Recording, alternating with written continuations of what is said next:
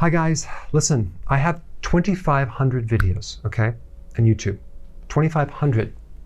So sometimes when you go to the channel, it's hard to find where to start because it's all random. So I wanted to create a beginner's video, the basics. So if you're new to my channel, if you have friends and family members that are new to my program, this is the first video to watch. Okay, so let me just kind of break it down. I'll make it really, really fast. Keto or ketosis. What does keto mean? When you burn fat, your fat breaks down into these things called ketones. Your body can then use those as fuel, okay? So your body can actually run on ketones. It's a much, much better fuel source than sugar fuel that most people run on. It's cleaner fuel. It creates a lot of other benefits, which I get into in other videos, okay? So keto basically means you're burning fat, okay? Healthy keto is a version of regular ketosis, but with a twist. A principle that I use is you don't lose weight and get healthy. You have to get healthy first to then lose weight. So getting healthy basically means, in relationship to eating, providing all of your nutrients. Okay, so you're eating foods that are high quality that provide all the nutrients. So you get the requirements that our bodies need. So what I recommend is something called healthy ketosis. All right, so that's the version. The other action that I recommend is something called IF. What is that? That's intermittent fasting. What is that? That is it's not a diet, it's a pattern of eating and not eating. So instead of doing 3 meals or 6 meals a day or snacks in between the meals, you're eating less frequently. Why? Because every time you eat, you raise a hormone, insulin. Too much insulin is very dangerous in the body. So what we're trying to do with healthy ketosis and intermittent fasting is reduce the excess of insulin. We're not trying to make it down to zero. We're just trying to get rid of the excess. The vast majority of the population has excess insulin, but they've never been tested. The doctors usually don't test it. They're focusing on your blood sugars or blood glucose, but not fasting insulin, okay? I have videos on that, but you can watch it in another video, but the point is that we're trying to lower insulin. So to do that, you need to eat less frequently. Let's say you start with 3 meals per day with no snacks, and then you go to 2 meals a day, no snacks, and that would be considered intermittent fasting. And some people do 1 meal a day, but the point is that it's just eating less frequent. It's not necessarily focused on lowering calories. Even though you will be consuming less calories, the focus is not on calories. It's about eating less frequently. At the end of the day, we want to provide all the nutrients, so we need a certain amount of calories.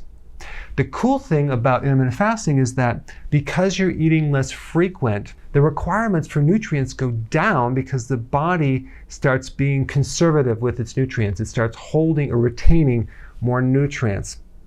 So what you would need for 3 meals a day, okay, as far as nutrients, you would need less nutrients for 2 meals a day, just because the body adapts.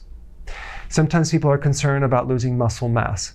Well, the other cool thing is that when you do intermittent fasting, certain hormones, like growth hormone, increases dramatically to protect the muscles from being lost. Okay, so your body tends to now conserve protein as well when you do intermittent fasting, so you're not going to lose muscle mass. So the 2 main things that help you lower insulin are the reduction of carbohydrates. I'm talking about the sugar, refined carbs, the grains, the pasta, the cereal, the biscuits, the waffles, the juice, the alcohol. I have a lot of videos on this right here, like a ton, but that just kind of gives you the summary. And also, number 2, eating less frequently.